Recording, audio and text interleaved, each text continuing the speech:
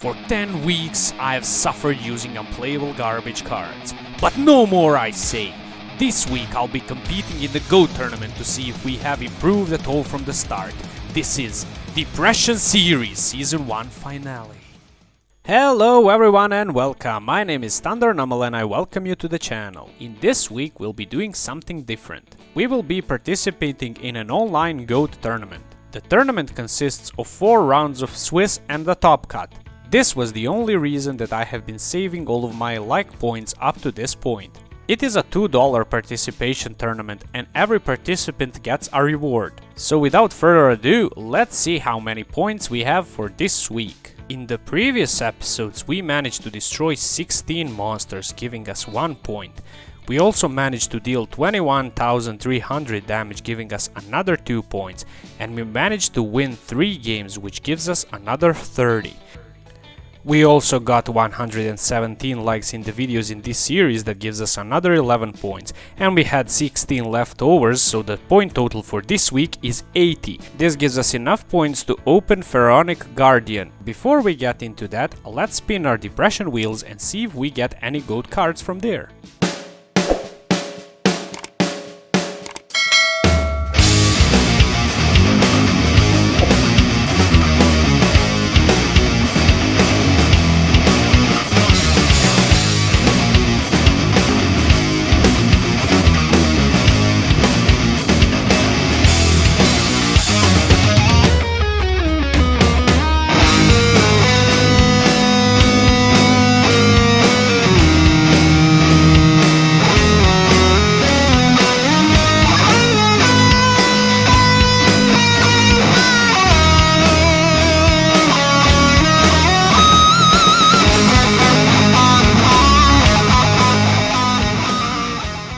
Sadly, none of these cards are GOAT staples. However, we'll be spending 40 points to unlock Pharaonic Guardian, so a set review for that is in order.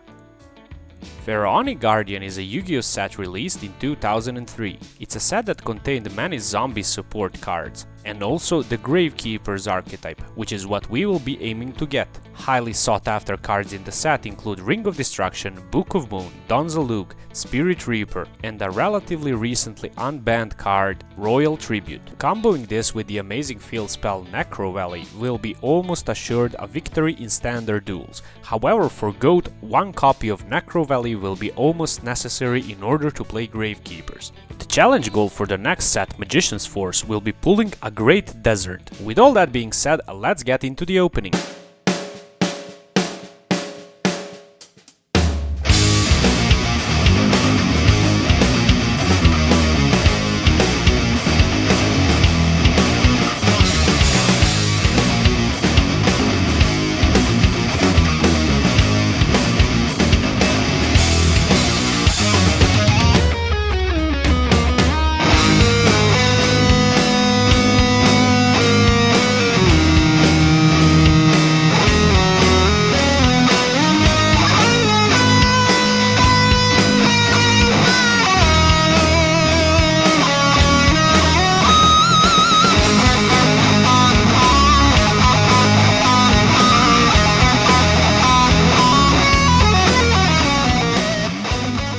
Hey guys, Thundernumel here. I just realized that I didn't spend the 16 leftover points from the last episode while opening the packs for this one. So let's just open them now for fun, and just know that we won't be using the cards that we get from the following opening in this episode because the tournament already happened. So let's see what we missed out on.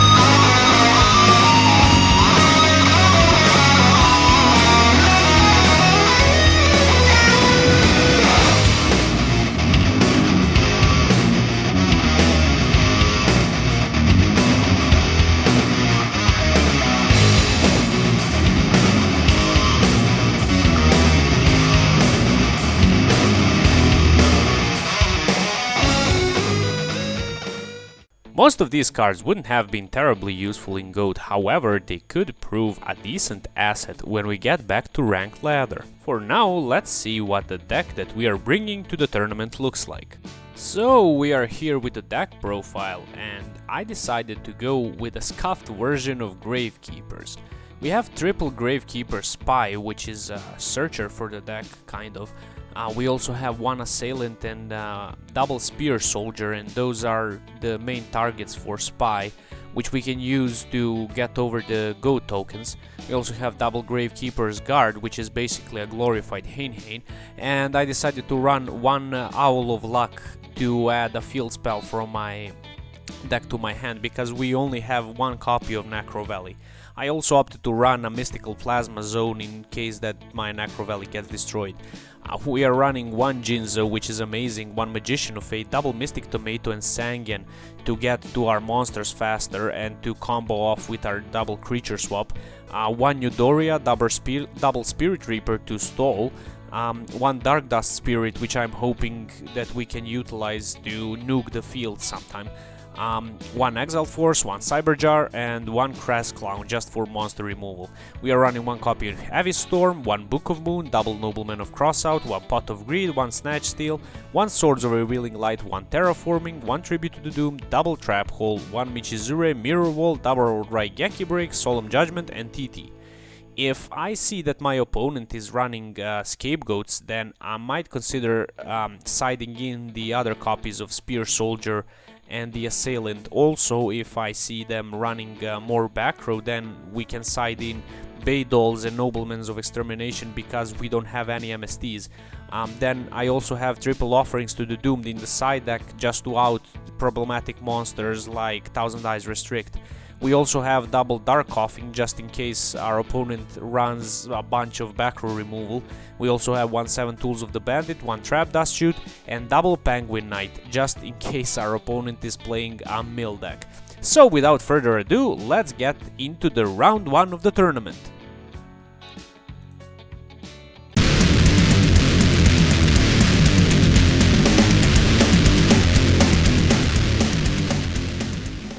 Our first game of the week is gonna be up against Mill, and lo and behold, we came prepared.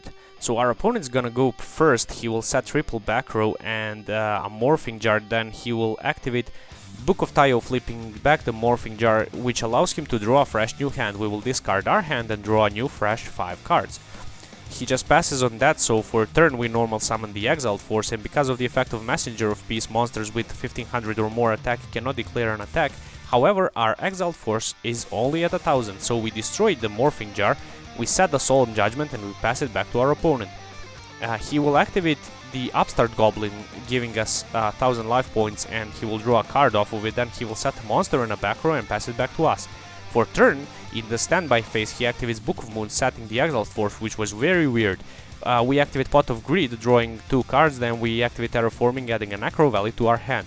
At this point I remembered that the Magician of Fate cannot resolve if we have a face-up Necro Valley, so I decided to set the Necro Valley and pass it back to our opponent after I use the effect of Exile Force to destroy his Needleworm. So at this point I see the Needleworm and I realize that my opponent is playing Mill, so I need to change up my strategy a bit. We flip up the Magician of Fate, adding back the Pot of Greed, and I realize that at this point I'm helping him mill me. However, we need to access our more powerful cards because we don't really have many back row removal at our disposal. In the main deck we only have the Heavy Storm. So at this point I activate Creature Swap. Our opponent chains Spell Shield type 8. By discarding the Level Limit Area B, he's able to negate the Creature Swap. However, we have a Solemn Judgment for it. But this was very unexpected. He activates the Solemn Judgment of his own, so he really doesn't want us to resolve this creature swap. We normal summon Eudora, attacking into the face down monsters, and lo and behold, it's another Needleworm. We get in for 300 with the Magician of Fate, we set a Bottomless Trap Hole and pass it back to him. He just sets a back row and a monster and passes it back to us. We go straight into the battle phase, and it's the Morphing Jar. Now, at this point, I didn't realize that the Morphing Jar counts the tribute monsters, and the monsters that cannot be special summoned, so this Dark Dust Spirit should have counted as the monster number 1, and Spirit Reaper should have been 2, so I should have stopped excavating at this point. However, It's accepted game state because I forgot about that ruling, honestly. So our board at this point is Gravekeeper, Spy, Guard, and a Reaper. We are all set to OTK our opponent on the next turn. He activates Graceful Charity, then he will normal summon Tsukiyomi. Tsukiyomi's effect will set itself, he will just pass it back to us. We'll flip up this copy of Gravekeeper's Guard, then we'll flip back up Spy, summoning another Spy from the deck, and when we flip up the Spirit Reaper, our opponent activates Needle Sealing, destroying all of our monsters. So we only have one copy of Spy left, so we normal summon that one, we attack directly for 1200 and we pass it back to him. He just sets a monster, passing it back to us. We go on the defensive here, and I'm not really sure what I was thinking, but he will set a back row, then he will flip back the Cyber Jar, and then we both excavate 5 cards. Now at this point I have 4 cards in my deck, and he adds a card destruction to his hand. So we can just summon the monsters, but he'll use the effect of card destruction, discarding all of our cards, and because we can't draw the same number of cards, we will lose the game on the next turn. So we just scoop the game 1.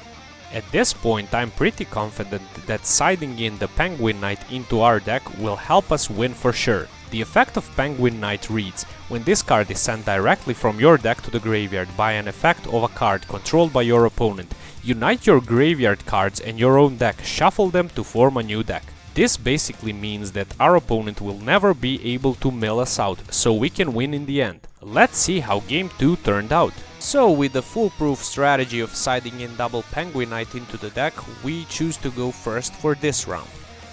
We open up pretty decently with a Spy and double Offering to the Doom and pass it back to our opponent. He sets a monster, then activates Book of Taio, activating the effect of Needleworm to mill 5 cards from the top of our deck. Here I activate the effect of Gravekeeper Spy and notice something really peculiar, but you'll see in time what happens. So I special summon the Spear Soldier from the deck and declare the attack with the Spear Soldier, dealing some nice damage. Then we attack with the Spy and pass it back to our opponent after setting the Gravekeeper's Guard. He just sets the Gravity Bind and a monster and passes it back to us. We flip the guard, bouncing the monster back, and on the declaration of the attack, he flips up the Gravity Bind, so we cannot attack with our level 4 monsters. We just set the Spirit Reaper and pass it back to him. He sets a monster, and we activate Swords of Revealing Light, flipping his monster back up. All of our monsters will be shuffled into the deck. He activates the Tsukiyomi, and we have Mystic Tomato, Gravekeeper's Guard, Gravekeeper Spy, and Sangen at our disposal. Out of all of those monsters, only Sangen can attack, unless we draw into a Heavy Storm, which isn't bound to happen soon, I guess. So we'll attack with the Sangen into the Needleworm. Needleworm will activate, milling 5 cards from the top of our deck. Our opponent will just set a monster and pass it back to us. We'll activate the effect of Magician of Fate, adding the Bait Doll. Then we'll activate the Bait Doll on the middle back row, and it's Spell Shield type 8, so he's forced to activate it, negating the Bait Doll. Then we'll flip up the guard and we'll bounce back one of the monsters into his hand, and we'll activate Mystic Plasma Zone, buffing our monsters by 500. We'll attack with the Sangen, and Tsukiyomi will set back the Sangen, then we'll attack with the Magician of Fate, dealing 300 direct damage. We'll pass it back to our opponent, who just sets a card and passes it back to us. We'll activate Book of Moon, setting back our Gravekeeper's Guard, then we'll flip up the Gravekeeper's Guard, bouncing a monster back to his hand. Then we'll activate Offering to the Doomed, destroying our own guard. So this will prevent us from drawing a card on the next turn, so the milling will be stopped for the time being, and we can normal summon the Spirit Reaper to rip a card out of our opponent's hand. So we'll attack with all of our monsters, and the effect of Spirit Reaper will be able to take out the Morphing Jar from his hand. However, he draws into a Cyber Jar. He sets the Cyber Jar and we attack with the Sangen. Now the effect of Cyber Jar activates here, and he adds a Solemn Judgment, a Pot of Greed, a Book of Moon, a Messenger of Peace, and another Solemn Judgment to his hand. This hand is amazingly scary, and our hand isn't as good. So we add a Pot of Greed, a Nobleman, another Nobleman, but this time of Extermination, Tribute to the Doomed, and the Cyber Jar. I decided to put the Cyber Jar into the attack mode here so I can deal a bit more damage. Then I activate Nobleman of Extermination, banishing the Book of Moon. I'll activate the Pot of Greed in main phase 2, and I'll set a Gravekeeper's Guard, a triple back row, and pass it back to our opponent. He activates Pot of Greed, then an Upstart Goblin, and he draws into his third Judgment here.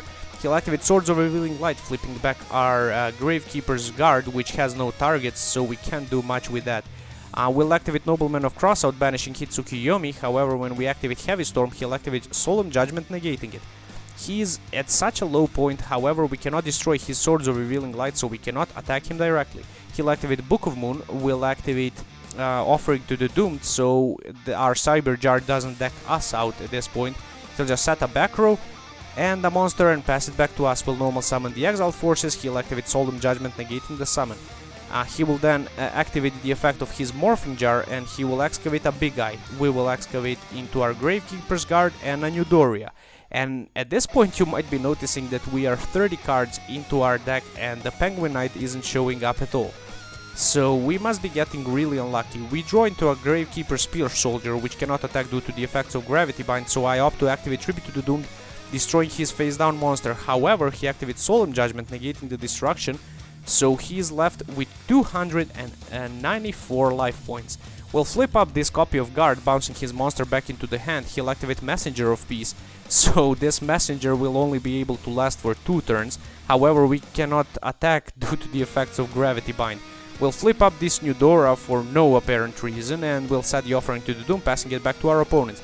He'll flip up his Jar, and then he'll excavate the Sangan, while we excavate the Spy and the Neudora again.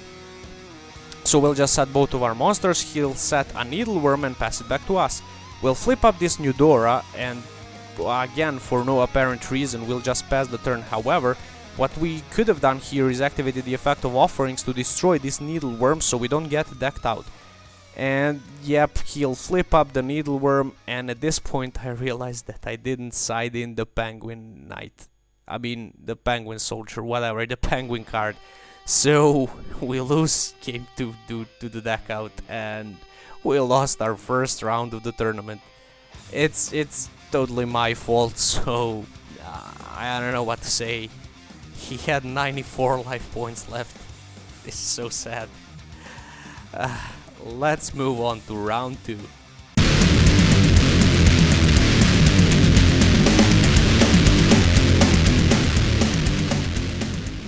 Our next round is gonna be up against Water Flip Control Chaos. I don't know, man, these ghost decks are really weird sometimes. So our opponent is gonna open up with set Nightmare Penguin and Desert Sunlight, and he will pass it back to us. We'll set double back row and a face down Spy, and he'll activate Desert Sunlight, flipping up his Nightmare Penguin and bouncing back the Spy to our hand. We'll pass it back to him. He will tribute summon for Mobius the Frost Monarch, and using the effect of Mobius he'll attempt to destroy both of our back rows. However, we will be chaining Raigeki Break, destroying the Mobius. He will just set one back row and pass it back to us. We'll set a Spy and pass it back to him, and he'll set a Magic Jammer and pass it back to us. Riveting gameplay, I know. So I flip up the Spy, and using the effect of Spy, I'll summon the Spear Soldier. Then I'll go into the battle phase and attack for some damage before passing it back to our opponent. He'll set a Night Assailant and another Desert Sunlight, and he'll pass it back to us. At this point I choose to activate Creature Swap, but he'll chain Desert Sunlight, which was very weird, because on the resolution of the chain the Night Assailant activates and it is able to destroy our Spies, so I don't know what this Sunlight was about. So never mind, we'll change back the Night Assailant into the attack mode and attack with both of our monsters. We will then go into the main phase 2, setting a Guard and passing it back to our opponent. He will set a Raigeki Break, and in the standby phase he'll use the Raigeki Break to destroy our Guard. We'll go into the battle phase, attacking with both of our monsters, and on the attack declaration of the Spear Soldier he'll activate Book of Moon, setting it back. I tried to flip it back up, but then I realized that it was on attack declaration, so he can't do that. For turn he draws a Thunder Dragon, so he activates the effect of Thunder Dragon, adding a double Thunder Dragon to his hand. He has a BLS in the hand, however he doesn't have any dark monsters in the graveyard, so he cannot summon it, and the only set card he has is Magic Jammer. So we'll flip the Spy, summon the Assailant, and we take game 1. In game 2 our opponent opens the God hand, and he's gonna be going first. He activates Delinquent Duo, and with the effect of Delinquent Duo he will send a Spy from our hand to the graveyard. Then we opt to send the Spirit Reaper as well. He'll then activate Pot of Greed, drawing 2 cards. Then he'll activate Graceful Charity, drawing another 3. He will then set a Magician of Fate, set a Desert Sunlight and a Raigeki Break and pass it back to us. We'll activate Nobleman of Extermination, targeting the Desert Sunlight. However, he'll chain the Desert Sunlight, flipping back the Magician of Fate. The effect of Magician of Fate activates here, and he takes the Pot of Greed back into his hand. We could have circumvented that by activating Necro Valley, however, he did have a Raigeki Break on the field, so I don't think that would have mattered much. So we'll activate the Necro Valley and we'll normal summon the Spear Soldier, trying to attack into the Magician of Fate. However, he'll activate Raigeki Break by discarding the Giant Runade. We'll pass it back to him, he'll activate Pot of Greed, and he'll normal summon the Breaker, attacking for 2200 damage. He'll then activate the effect of Breaker, destroying our Necro Valley, and for turn we draw into a Mystic Tomato. I tried to destroy the Magician of Fate here, however, he has a Raigeki Break, and he discards the Sinister Serpent. So with only creature swap, I'm not really sure we can do much. So he tributes his Magician of Fate for a Jinzo, attacks us directly with both of his monsters, and for turn we draw a Jinzo, so we lose game 2. In the game 3 we're gonna be going first. We open up by activating Necro Valley, setting a Raigeki Break and a Bottomless Trap Hole.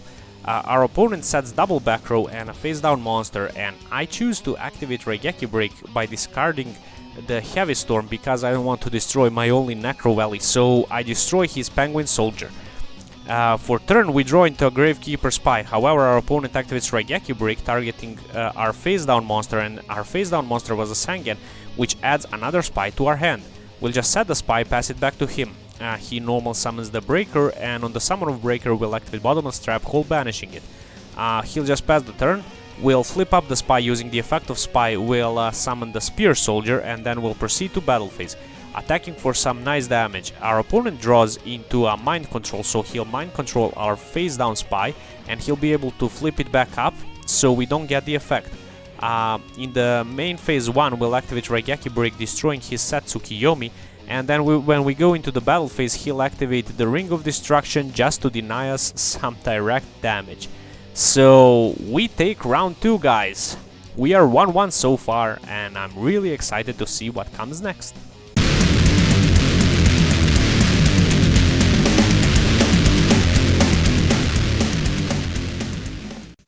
Our game 3 is gonna be up against Goat Control, the most powerful deck in the format. And our opponent's gonna go first by setting a Torrential and normal summoning a Kaiku. We just set a Spy and a Book of Moon and pass it back to him. He normal summons the Spirit Reaper here, the Sinister Serpent here, and then activates Metamorphosis. Tributing the Sinister Serpent, he'll go into the Thousand Eyes Restrict. Now at this point, I activate Book of Moon to try and set the Restrict, and he doesn't activate the effect of Restrict with Prio, so I'm pretty sure he doesn't know that Prio is a thinking goat. So he'll attack with the Kaiku, will flip the Spy, and with the effect of Spy will pick up the Spear Soldier. He'll just set a back row and pass it back to us. We'll activate the effect of Snatch Steal, taking back the Kaiku, then we'll switch Spy into the attack mode, and when we declare the attack with the Spear Soldier, he'll activate the Mirror Force, destroying all of our monsters. So we're back to square one. We'll set a Raigeki Break and pass it back to him. He'll normal summon the Asura Priest, attacking us directly, and then he'll flip up the Thousand Eye Restrict once more. He'll activate the effect of Premature Burial to summon back the Sinister Serpent, then he'll activate Torrential Tribute, destroying all of his monsters, just so he can be able to attack with Asura Priest. So he'll attack us directly, Asura will go back into his hand, and we finally draw into a Terraforming. However, with no Gravekeepers in the hand, I opt to go for Mystic Plasma Zone. So I'll activate the zone, then I'll normal summon the Spirit Reaper, and with a boost from the Plasma Zone, we'll be able to get in for 800 and discard his Asura Priest. He'll add back the Sinister Serpent, then he'll banish 2 for a BLS. On the summon of BLX we activate Raigeki Break, however he activates the effect of BLS with Prio to banish our Spirit Reaper. So I guess the Necro Valley would have been a better option, but let's see what happens next.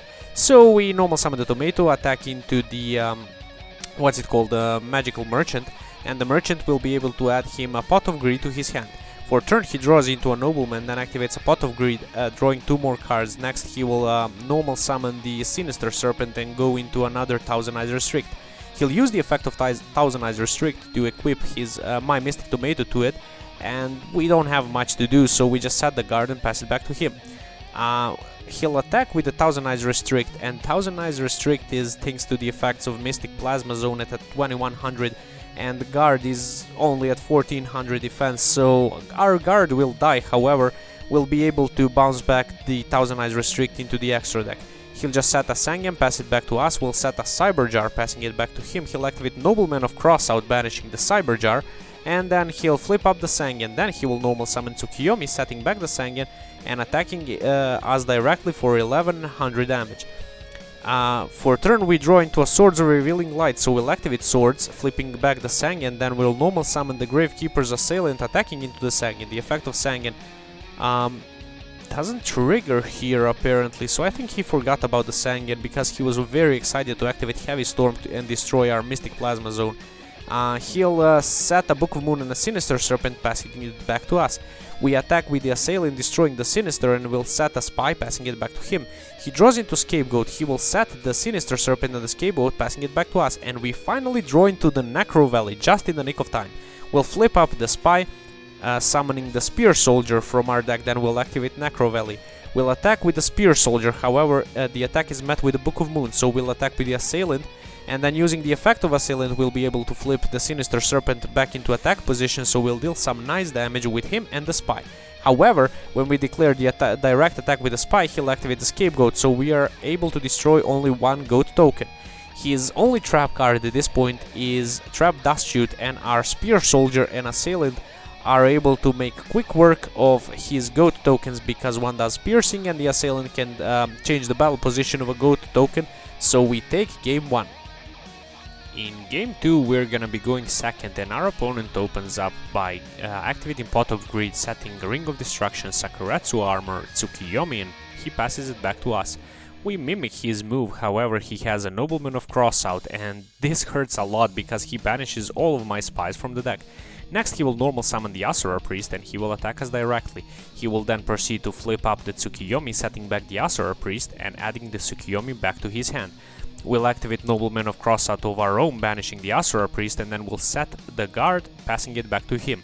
He will normal summon the Magician of Fate, then he will activate Metamorphosis, going into Thousand Eyes Restrict, however it is swiftly met by Offerings to the Doomed. Next we will tribute this guard for a Jinzo, and we will get in for some nice damage, however our opponent activates Snatch Steal. He steals our Jinzo, then he banishes a Light and a Dark from the graveyard to go into Blackluster Soldier, Envoy of the Beginning. He attacks us directly with both of his monsters, and we are at the brink of destruction. He'll attempt to activate Ring of Destruction to beat us here, however he cannot do that due to the effect of Jinzo. So I make a stupid play here. I decide to activate Snatch Steal and take his Blackluster Soldier. However, I cannot destroy the Jinzo because he will just be able to activate Ring of Destruction, destroying our Blackluster Soldier, and he will be able to finish the game at any point. So I just passed the turn, and what I should have done is switch the Blackluster Soldier to defense so he wouldn't be able to crash his Jinzo, but I didn't do that, so he does exactly that. He crashes the Jinzo, then he'll attempt to use the Ring of Destruction, will chain the Raigeki Break, destroying our own BLS, and he just normal summons the Kaiku. We have nothing but a creature swap. He'll normal summon the Berserk Gorilla, and that's swift game 2 for him. In the game 3 we're gonna be going first, and we open up relatively strong by activating Pot of Greed. We will set the Spirit Reaper and our Raigeki Break and pass it back to our opponent. He activates a Pot of Greed of his own, then he normal summons the Breaker, destroying our Raigeki Break. He will set double back row and attack into our Spirit Reaper, however it cannot be destroyed by battle. Since it worked out for us last time, we set another one and then set the Torrential Tribute, passing it back to our opponent. He activates Dust Tornado, destroying our Torrential Tribute, and then he'll activate the Linkment Duo, discarding both of our monsters from our hand. So on the monster front we are not looking that amazing, however our Spirit Reapers are doing an amazing job protecting our life points. He'll activate Ring of Destruction, destroying one of our Spirit Reapers, and then he will set a Metamorphosis and pass it back to us. We draw a Spear Soldier, and with nothing to do we just pass it back to our opponent. He draws into the Magician of Fate, passing it back to us. He'll activate the effect of Magician of Fate to add Pot of Greed to his hand, and this is great because we have a Trap Dust Shoot set. We'll activate Dust Shoot, and with looking at his hand, I decided to go for the Sinister Serpent because it's probably the best target, or purely because of the recurrence. So our opponent activates Metamorphosis, and with the effect of Metamorphosis, he'll go into the Thousand Eyes Restrict. And next he'll take our Spirit Reaper, but it will be destroyed because of the targeting. So he'll activate Book of Moon, setting back his Restrict and attacking us directly with both of his monsters. We are taking some massive damage here. However, we draw into the Mystic Tomato, and I normal summon the Mystic Tomato here, destroying his Restrict, then activate Snatch Steal, taking back the Kaiku, and then I activate Creature Swap, giving my opponent the Mystic Tomato and taking his Breaker. I'm hoping that he won't be able to destroy these high attacking monsters. However, he does have a Berserk Gorilla, which I forgot about, so he's able to normal summon it and destroy our Kaiku. He'll activate Call of the Haunted, bringing back the Haiku, and the Kaiku will be able to destroy the Breaker, the Magical Warrior. Then he will attack us directly with the Tomato, so we are not looking that amazing. However, we draw our only copy of Necro Valley for turn, and this is gonna turn the tides immensely. So we normal summon the Spear Soldier, we destroy the Mystic Tomato, then from the deck, with the effect of the Tomato, we special summon the Assailant. Now, on the attack declaration of the Assailant, we activate its effect to change the Berserk Gorilla to defense. And the effect of Berserk Gorilla is that if this card is in face-up defense position, it is destroyed. So, all of his monsters are destroyed with our maneuver, and we pass it back to our opponent. He activates Premature Burial, but the Necro Valley negates it, so he just pays the cost. He sets the Asura Priest and Sakuratsu Armor, passing it back to us. I don't want to activate Heavy Storm at this point, so I just attack his monster with the Spear Soldier, and then I attack directly with the Assailant. However, the attack of Assailant is met by Sakuratsu Armor. Our opponent draws into the Magician of Fate, and we just attack with the Spear Soldier into it, and he cannot add back any spells because of the Necro Valley. He draws into the Magical Merchant, we draw into the Spy, we attack with the Spear Soldier, and with the effect of Merchant he will pick up a Book of Moon. We'll set the Spy, passing it back to him. He'll set the Book of Moon, we'll flip up the Spy, and the summon of another Spear Soldier seals the game. So we are 2-1 so far, guys. I'm really happy about the result, even though it was really lucky. This video is already half an hour long, and we are just at round 3. I don't want to make this video any longer than it needs to be, so I'll make another part covering the other games that have been played. Thank you all for watching thus far. I'll see you in the part 2. Bye!